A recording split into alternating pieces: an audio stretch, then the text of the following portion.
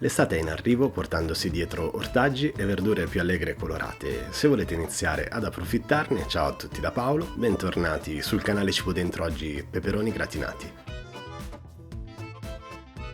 La prima cosa da fare con i peperoni è spellarli. Vi consiglio di farlo subito, appena tornati dalla spesa. Li date una sciacquata, li infilate in forno alla massima potenza e li lasciate una mezz'ora fino a quando non sono ben abbrustoliti.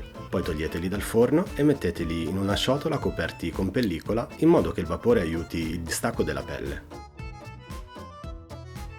Quando si sono raffreddati completamente, passate le dita tra la pelle e la polpa e vedrete che verrà via molto facilmente.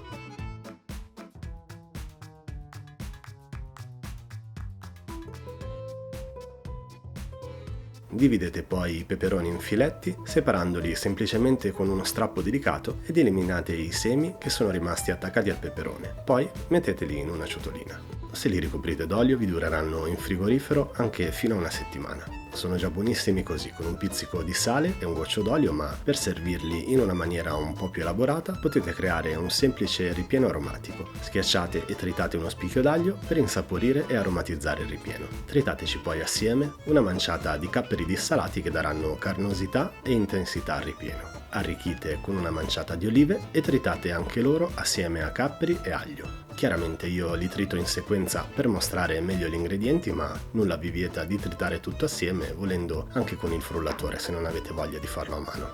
Chiudete dunque il trito con un mazzetto di prezzemolo fresco, lavato e ben asciugato per non farlo impastare alla lama. Questa è la parte aromatica del ripieno per il peperone. Arricchitela con qualche cucchiaiata di parmigiano grattugiato e per dare un po' di croccantezza mescolatelo assieme al pan grattato. Le dosi sono puramente indicative e potete sbizzarrirvi come meglio credete, sia con gli ingredienti che con le quantità. Ora non resta che riempire i filetti di peperone. Preparatevi una teglia ricoperta con carta forno per evitare che il peperone si attacchi al fondo, poi disponete i filetti su un tagliere e ricopriteli totalmente con una o due cucchiaiate di ripieno a seconda delle dimensioni del peperone che avete comprato. Una volta ricoperto il peperone, basta arrotolarlo su se stesso, imprigionando il ripieno all'interno del filetto. Prestate solo attenzione a far rimanere la chiusura del rotolo al di sotto dell'involtino. In questo modo il peso dell'involtino stesso lo manterrà premuto, evitando che poi si apra in cottura nel forno. Una volta riempiti tutti i rotolini, per proteggere e arricchire la superficie esterna, ricopriteli con una spolverata di ripieno e sporcateli con una spruzzata di olio extravergine di oliva per aumentare la doratura della crosticina che si formerà.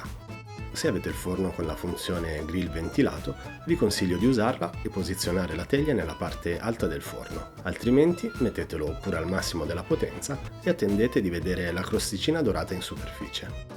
Fondamentalmente è già tutto cotto e questo passaggio in forno serve solo per far sciogliere il formaggio e creare la doratura esterna. Togliete quindi gli involtini dal forno e trasferiteli delicatamente sul vostro piatto da portata. Caldi appena tolti dal forno sono abbastanza delicati e potrebbero aprirsi. Portateli dunque in tavola, caldi o a temperatura ambiente e buon divertimento, buon appetito e a giovedì prossimo, sempre dalle 11 del mattino qui su Cibo Dentro.